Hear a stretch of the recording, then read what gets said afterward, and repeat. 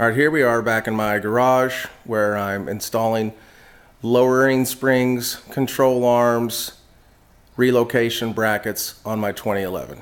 I chose the J&M product line, and really what that entails for me is I went with a adjustable panhard bar, I went with relocation brackets, and I went with spherical control arms versus the stock.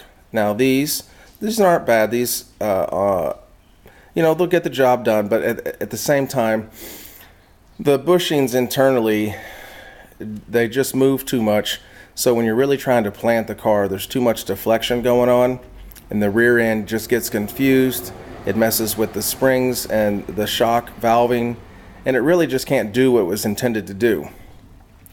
When you go with a spherical rod end such as this, there's no movement. Now you're going to give up some noise, vibration, harshness, that's NVH, but at the same time you get predictability out of the control arm, and that's really what we're after. I'll give up a little bit of noise to gain a much better predictability for what my suspension is doing. If you look over here on the relocation bracket, you'll see the 3 holes, right? The goal is, if you're just driving it on the street, you want to try to keep the control arm as level as possible. You might even could just get away with keeping it in the stock mount, but to really bite down and get a straight line launch, what you're going to want to do is lower the control arm down, and it bites harder right off the line. It's not as good for cornering and spirited driving. You'll want to move it back up. So if you're going to go to the track, take it down, but while you're driving on the street, take it up. And it doesn't take too long at all, because they don't have the e-brake cable running through them. You won't have to undo their e-brake cable every time. You'll just lift the car up, whether it's jack stands or on a jack, whatever. I happen to have a lift, but unbolt it, slide it down, put it in. Everything else should be set up.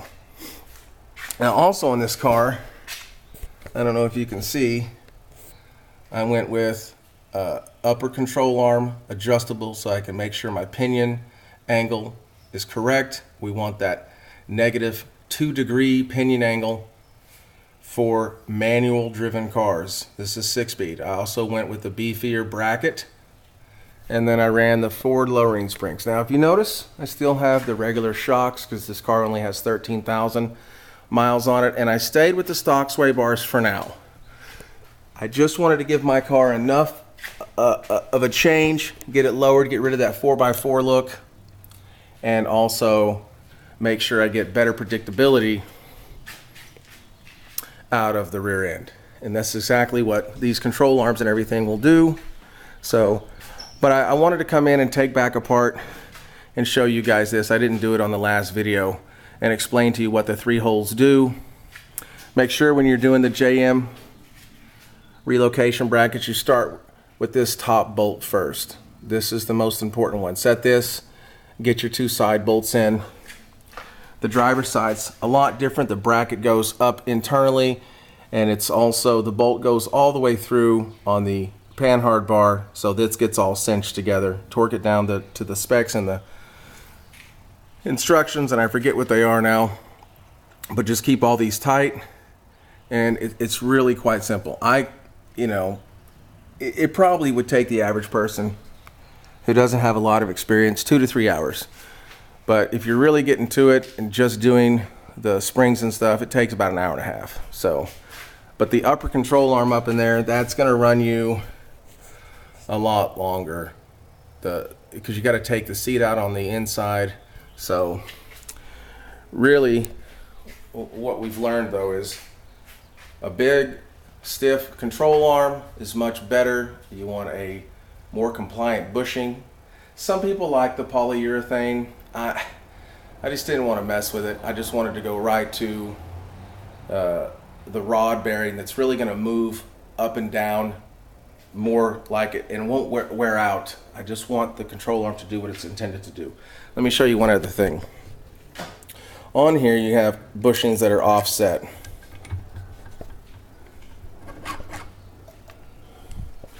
And what you'll see is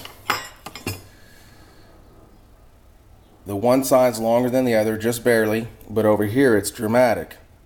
And what you're trying to do is you're trying to get this control arm as straight as you can inside of its location over here. From the factory, they do have a factory offset, but J&M push it even more because you want to try to get the control arm where it just moves up and down, because the pan hard bar is going to control side to side, and the upper control arm is just going to control up and down as well, or as it should. So remember that. Try to get everything lined up as straight as possible, and the pan hard bar will do all the lateral stability, and the control arms will do the up and down predictability so that the rear end can just do what it was intended to do.